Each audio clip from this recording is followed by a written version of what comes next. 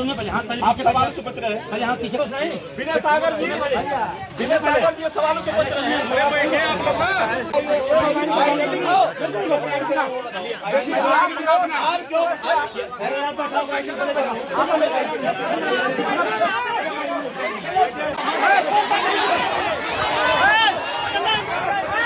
Police और प्रशासन ने पत्रकार को छेड़ा है और सारे लोगों ने इन लोगों को घेर लिया है। ग्रामीणों ने पुलिस को पूरा घेर लिया है और आप देख रहे हैं सीधे यहाँ पर ग्राउंड से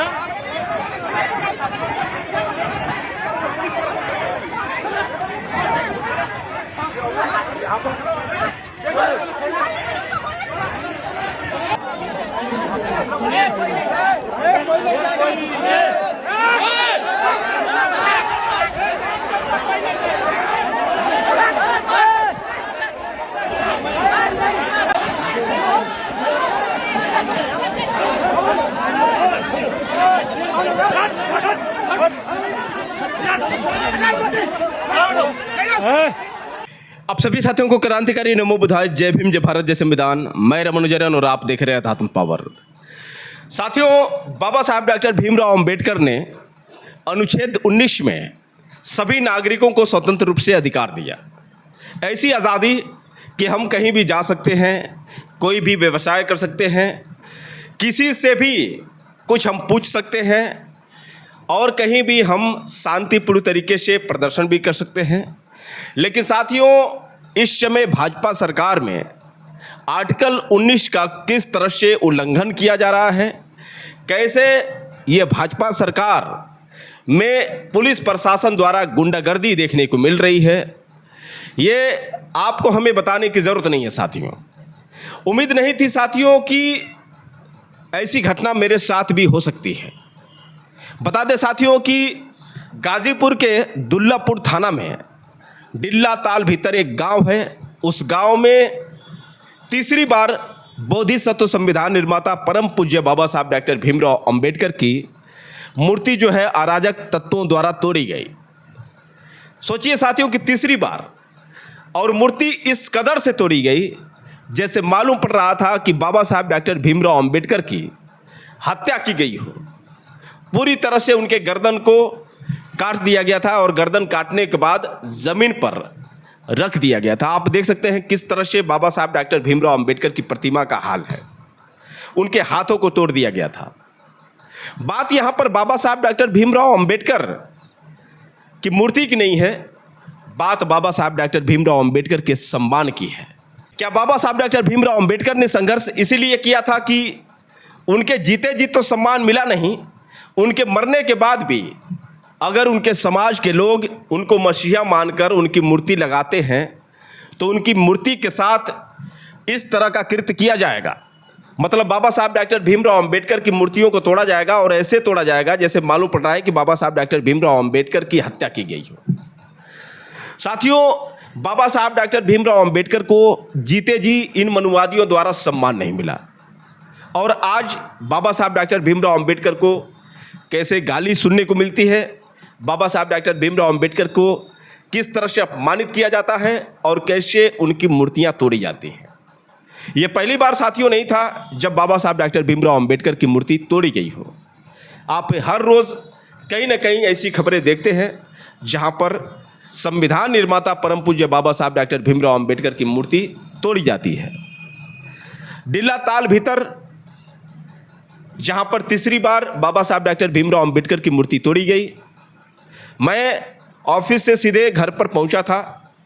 चूँकि घर में मेरी पत्नी की तबीयत ख़राब थी और उनको दवा के लिए हॉस्पिटल भी जाना था, लेकिन अचानक में फ़ोन आता है डिल्ला ताल भीतर से। मैं देखता हूँ 5-6 बार कॉल भी आया होता है। उसके बाद मैं बोलता हूँ कि आप लोग वीडियो बनाकर भेज दीजिए, मैं अपने चैनल पर जानकारी दे दूँगा। लेकिन साथियों, आपको बता दें कि उन लोगों ने कहा कि अगर आप आ जाते तो और अच्छा होता। तो फिर मैंने कहा कि भाई अपने समाज की बात है, बाबा साहब डॉक्टर भीमराव अंबेडकर का अपमान हुआ है, तो चलिए 2-4 घंटे सही कम से कम वहाँ पर पहुँचे। तो बता दें साथियों कि हमारे घर से जो दूरी है 40 से 50 किलोमीटर की दूरी है। हम बाइक से निकले, वहाँ पर पहुँचे। वहाँ पर भीम आर्मी व आज़ाद समाज पार्टी के लोग और बहुजन समाज पार्टी के लोग तथा गांव के सभी जितने भी लोग थे, माता बहनें थी, सभी लोग वहाँ पर प्रदर्शन कर रही थी। उन सब की मांगे थी कि मूर्ति नहीं लगे और साथ ही साथ चारों तरफ चारदीवारी लगे और सीसीटीवी कैमरे लगे। कुल मिलाकर ये घटना तीसरी बार थी, इसलिए वहाँ पर मांग थी उन लोगों की कि सीसीटीवी कैमरे लग जाएंगे तो पता चल जाएगा कि कौन मूर्ति तोड़ रहा है। वहाँ पर 3-4 थाने की प्रशासन भी मौजूद थी। मैं जब वहाँ पर गया, विनय सागर जो आज़ाद समाज पार्टी के प्रदेश महासचिव हैं और वो वहाँ पर प्रदर्शन कर रहे थे, वहाँ पर जनता की बात सुन रहे थे और वहाँ पर आंदोलन कर रहे थे। मैं वहाँ पर गया साथियों। वहाँ पर जाने के बाद सभी गांव वालों से पूछा, विनय सागर से भी मैंने उनसे पूछा और वहाँ पर माता बहनें जो थी और उन लोगों से मैंने यही पूछा कि बाबा साहब डॉक्टर भीमराव अंबेडकर का अपमान हुआ है और बाबा साहब डॉक्टर भीमराव अंबेडकर जो हमारे मसीहा हैं, उनके साथ इस तरह से अपमान, और इस अपमान को लेकर आप लोग क्या कहना चाहते हैं, साथ ही साथ आप लोगों की मांगे क्या है। यही बात मैं उन लोगों से पूछ रहा था तो पीछे से कुछ 2 मीडिया वाले लोग थे। इन दोनों पत्रकारों ने देखा हरबंश चौहान जिसने एसओ से कुछ बात कही। बात ये कही कि देखिए ये यहाँ पर बिना आईडी का पत्रकारिता कर रहा है, आप इसको घेरे में लीजिए। एसओ ने मेरे पीठ पर ठोका। फिर उसके बाद मैंने एसओ से कहा कि बोलिए सर क्या कहना चाहते हैं। साथियों बस यही एक मेरी गलती थी कि उस दरोगा से मैंने ये कहा कि दरोगा जी क्या कहना चाहते हैं, और इसका खमियाजा साथियों मुझे इस तरह से भुगतना पड़ा कि आप लोगों ने शायद वायरल वीडियो में देखा होगा कि कैसे पुलिस मेरे साथ दुर्व्यवहार करती है। पुलिस चारों तरफ से घेर लेती है सिर्फ एक आईडी कार्ड को लेकर। चलिए आईडी कार्ड का मामला था तो आईडी कार्ड को लेकर क्या पुलिस का ये व्यवहार सही है? क्या हमें आर्टिकल 19 ये आज़ादी नहीं देता है कि हम लोगों से सवाल पूछ सकते हैं, बाबा साहब डॉक्टर भीमराव अंबेडकर के लिए आवाज़ उठा सकते हैं, बाबा साहब डॉक्टर भीमराव अंबेडकर के सम्मान में हम अपनी मांगे रख सकते हैं। सबसे पहले हम भारतीय हैं, उसके बाद हम बाबा साहब डॉक्टर भीमराव अंबेडकर के अनुयायी हैं, और यदि बाबा साहब डॉक्टर भीमराव अंबेडकर का अपमान होता है तो क्या ये पुलिस प्रशासन जो न्याय नहीं देती है तो हम इनका माला पहनाएं, इनसे हम सवाल नहीं कर सकते हैं? यही सवाल पूछना साथियों मेरे लिए महंगा हो गया। वहाँ पर लगभग 10 से 20 पुलिसकर्मी हमको सीधा पकड़कर गाड़ी में लेकर बैठाने की कोशिश करते हैं, लेकिन वहाँ पर जितनी भी माता बहनें थी उन माता बहनों का बहुत बहुत धन्यवाद जो इन लोगों के हाथों से मुझे खींचकर ले आकर फिर बैठा दी।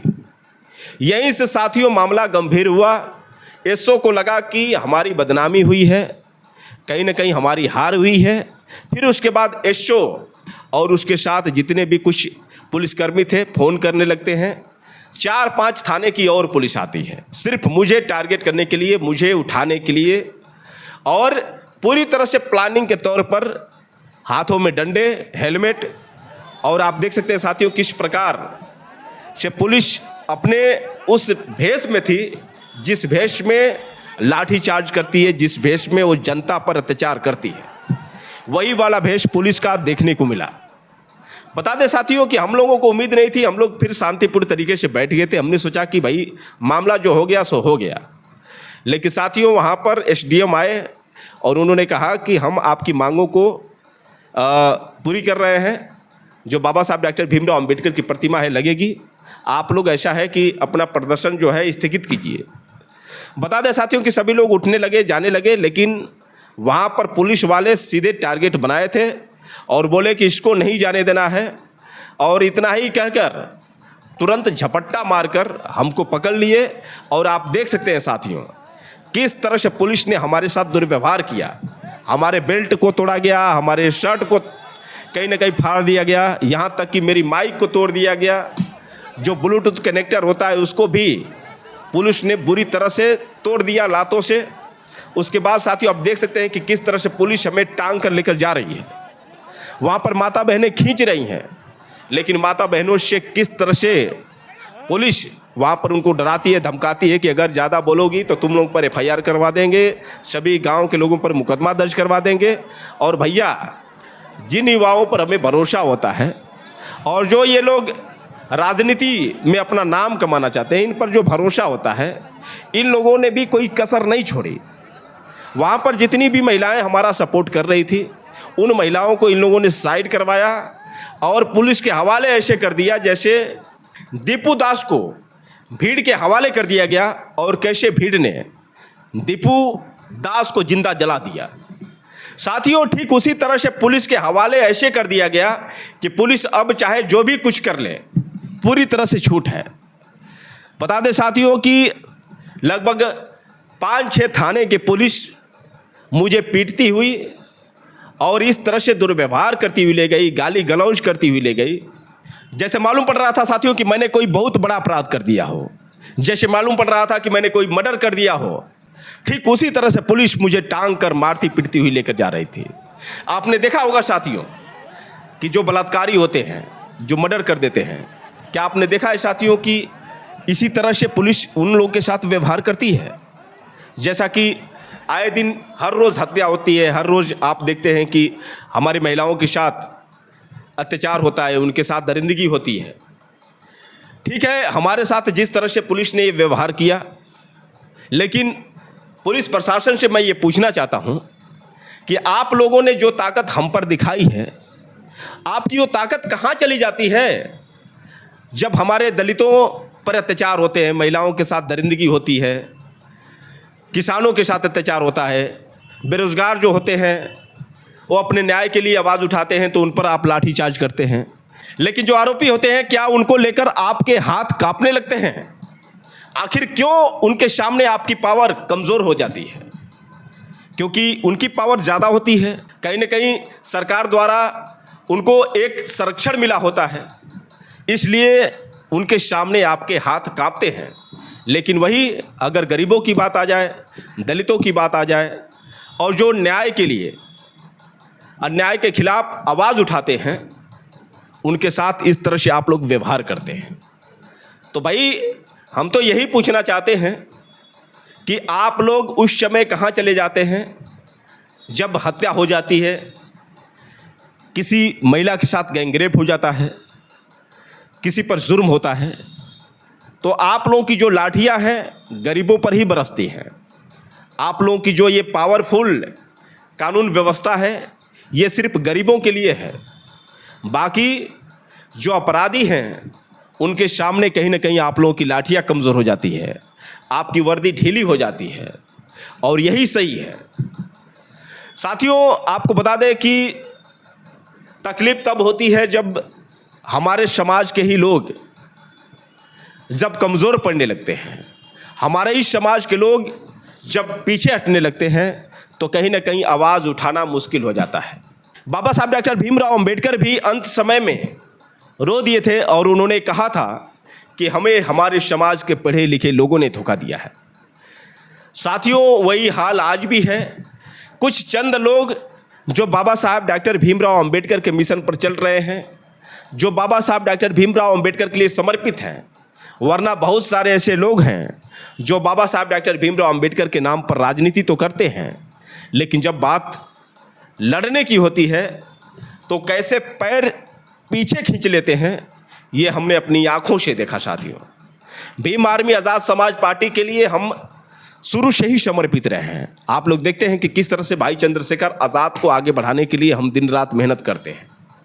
आज़ाद समाज पार्टी को आगे बढ़ाने के लिए हम कितनी मेहनत करते हैं, लेकिन कहीं न कहीं कुछ लोग हैं जो संगठन को कमज़ोर करते हैं, कुछ लोग हैं जो संगठन के नाम पर कलंक है। अगर ये कलंक नहीं होते तो शायद उस जगह पर जहाँ पर मैं पहुँचा था, तो वहाँ पर पुलिस के हवाले ये लोग नहीं करते।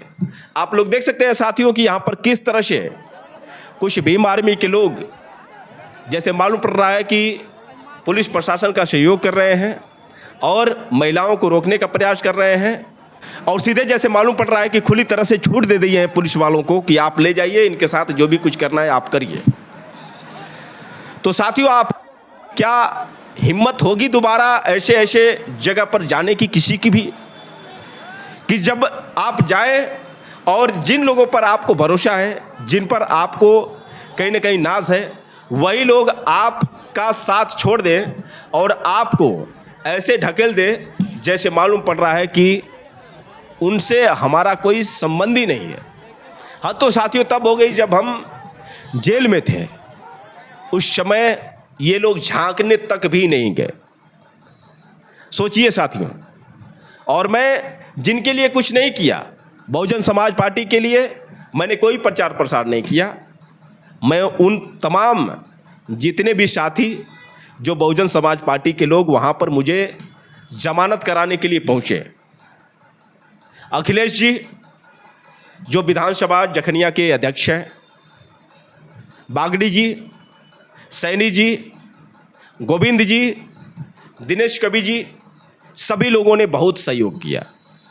जाकर वहाँ पर अड़े रहे, जब तक मुझे ज़मानत नहीं मिली तब तक वहाँ से हिले नहीं।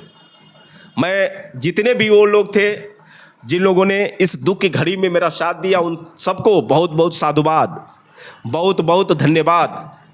और जिन लोगों ने मुझे वहाँ पर छोड़ दिया, अब भैया दिल तो यही कर रहा है कि क्या हम संगठन के लिए काम करें या फिर ना करें।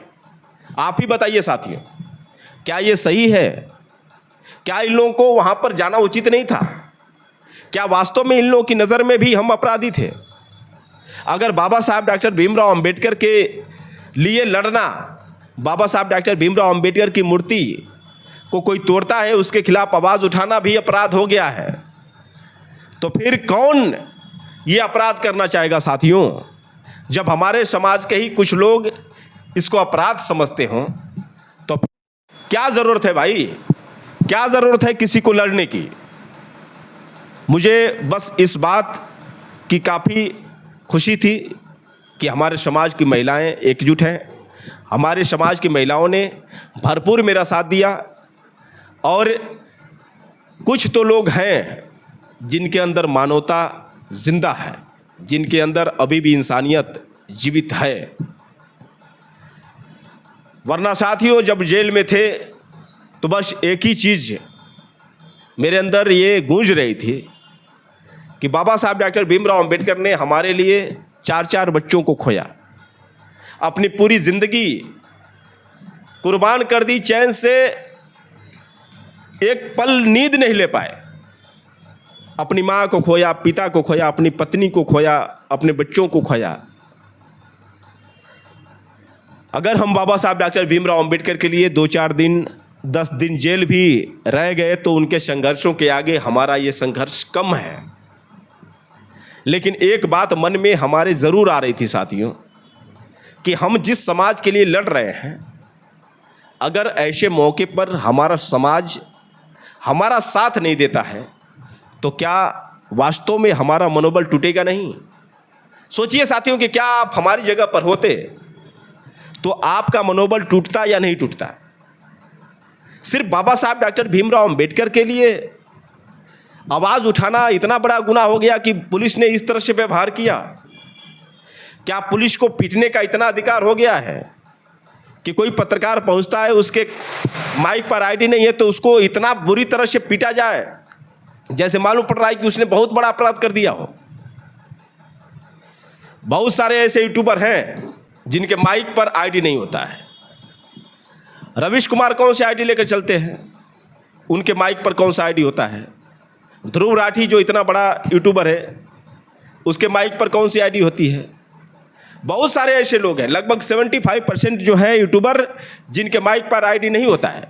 तो क्या इन लोगों के हिसाब से जितने भी यूट्यूबर हैं अवैध रूप से कमा रहे हैं?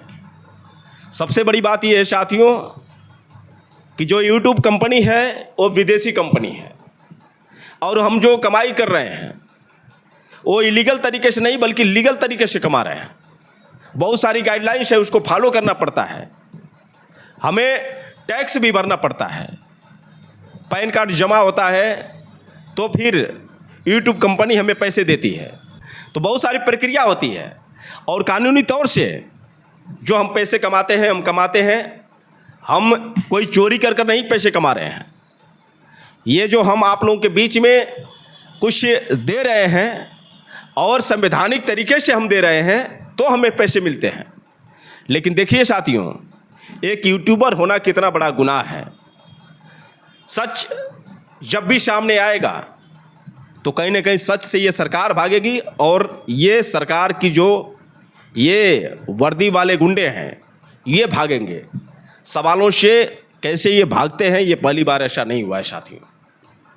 तो कुल मिलाकर साथियों, जिस तरह से मेरे साथ ये व्यवहार पुलिस ने की है, आप लोगों के बीच हमेशा हम बने रहेंगे। हमने कोई बड़ा अपराध नहीं किया था कि पुलिस हमें उम्र कैद कर देगी, कोई बड़ी सज़ा सुना देगी। कोर्ट है, अगर हम असंवैधानिक तरीके से काम कर रहे हैं तो कोर्ट हमें सज़ा देगी। लेकिन पुलिस का क्या अधिकार है? पुलिस हमारी सुरक्षा की जो गारंटी देती है, वहाँ पर शांतिपूर्ण तरीके से जो प्रदर्शन हो रहा था, हम सवाल पूछ रहे थे, लेकिन वहाँ पर जिस तरह से हिंसा भड़काने का पुलिस काम करती है, जिस तरह से वहाँ पर हिंसा बनाती है, वहाँ पर आपने देखा कि किस तरह से जनता डर रही थी। जनता के हाथों में क्या था? जनता तो न्याय के लिए वहाँ पर गुहार लगा रही थी, लेकिन पुलिस डंडे बरसाने के लिए तैयार थे। तो साथियों, यही है कानून की असली हकीकत, ये है वर्तमान सरकार की कानून व्यवस्था। वैसे साथियों, आप लोग की क्या राय है? आप लोग कमेंट करके बताएं, और हो सके तो इस वीडियो को ज़्यादा से ज़्यादा शेयर करें। फिर मिलेंगे अगले वीडियो के साथ, तब तक के लिए क्रांतिकारी नमो बुधाय। जय भीम।